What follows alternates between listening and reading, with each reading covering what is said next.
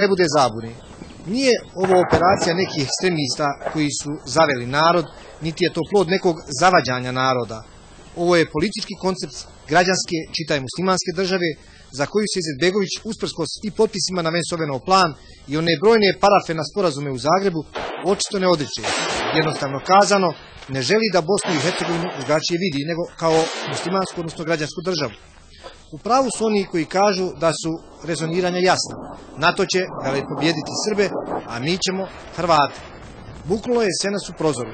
Tada je Zejnil Delalić, ovlašten prethodno da povuče muslimanske postrojbe sa prozorske crte obrane prema četnicima, i to ovlašten iz Sarajeva, započeo u ovom gradu s ciljem da se slomi kičma Herceg Bosne. A taj pršljen te kičme bio je prozor. Kada se to ne uspijeva, onda na red dolazi Gornji Vakuum. Utvrđuje se zatim Jablanica kao polazište napada na Prozor, a potom i Mostar. Zamislite da su ovakve utvrde ugrađene pred Srebrenicom, Žepom, Koljević poljem, da su Izetbegović, Halilović i Pašalić i tako dalje tamo imali 35.000 bojovnika, kao već mjesecima u hrvatskim provincijama, gdje u stvari i nema četnika. Što bi bilo, zna se. A tako se lako zaboravilo ono što je tako reći do juče uradio hrvatski narod i Herceg Bosna i Hrvatska upravo za muslimane. Danas Hrvati Konjica, Jablanice, Travnika doživljavaju oni isti egzodus kao muslimani lani od četnika, samo Hrvati danas od muslimana. Kako je teško shvatiti da žrtva postaje agresor, prijatelj, neprijatelj. Ovo na nož u leđa što smo sve učinili za muslimanski narod, naoružali, najeli, napili, dali im sve, primili izbjeglice i sad ne valjamo. Ali šta ćete, mora se raditi, idemo, život dalje, sve za hrvatsku zajednicu, Herceg Bosnu dajemo mi borci i borit ćemo se do zadnjeg momenta. A evo prijatelju, borimo se po drugi put za Mostar. Tačno u ova doba, možda otprilike prije godinu dana, od četnika, evo sad, od nekih grupa muslimanski, oslobodit ćemo ga opet, oslobodili smo ga prvi put, opet ćemo. Biće naš. A pogledajte samo sa koliko osionosti prijete nedavno, prije sukoba u Mostaru, Halilović i Pašalić HVO-u, odnosno zapovjedniku Milivoju Petkoviću na sastanku u Jablanici.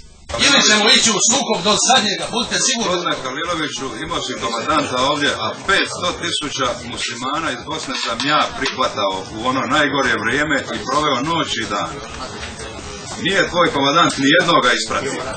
A ja sam trčao poslušje u Imotski noću i propuštao ljude kad je bilo najgore. I tako je to kad do jučerašnjeg prijatelja ne služi pamćenje. Apsurd. Danas na moru u Herceg Bosni je, na primjer, 100.000 muslimanske djece i žena iz općine Konjic, čiji roditelji i očevi u zatočeništvu drže upravo Hrvate Konjica u Konjicu. Ovi na moru, a oni Hrvati Konjica u konclogorima muslimana u Konjicu. I igra se na najperfidniju kartu. Napadimo Hrvate, neće se smjeti braniti, sankcije su im nadvrat. A onda Halilović optužuje Petkovića, odnosno Hrvate, što je nekoliko hrvatskih zarobljenika moralo u Nevesinje, u bolnicu, jer naravno nije smjelo od muslimanske ruke i ranjeno. Zato se još jednom podsjetimo onog razgovora, odnosno napada Halilovića i odgovora gospodina Petkovića u Jablanici. Možete vi s njima dogovarati šta god hoćete. Sakvat će vas posle. Prvo će pogledati muslimane, pa će posle poslati. To je sramotno od vas iti da postavite takvo pitanje, da ste natjerali ljude koji su od prvog dana na crti prema četnicima zatražili pomoć da ih četnici prime u svoju bolnicu. A četnici nisu ranili, a nije samo ranjavanje. Gdje su rješenja? Umni ljudi kažu u dosljednoj primjeni Vensovenovog plana, ali Izetbegović potpisuje Vensovenov plan kao i mnoge druge sporazume i ugovore. U životu, međutim, na vojnički način želi taj Vensovenov plan da prekroji. Zato je i napao hrvatske provincije. Od Srba je vojnički poražen, Hrvatima želi zato da uzme prostore. Do danas je, istaknimo na kraju, oko 50.000 Hrvata otjerano sa svojih ognjišta od strane muslimana, otjerano iz svojih provincija. Kakvo licemjerje? Stalno se podmeće kako su Hrvati napali.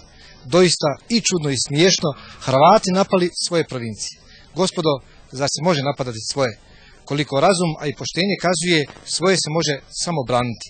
Zar to nije sveta dužnost obraniti i vratiti se na svoja ognjišta i u Konjicu i u Jablanicu?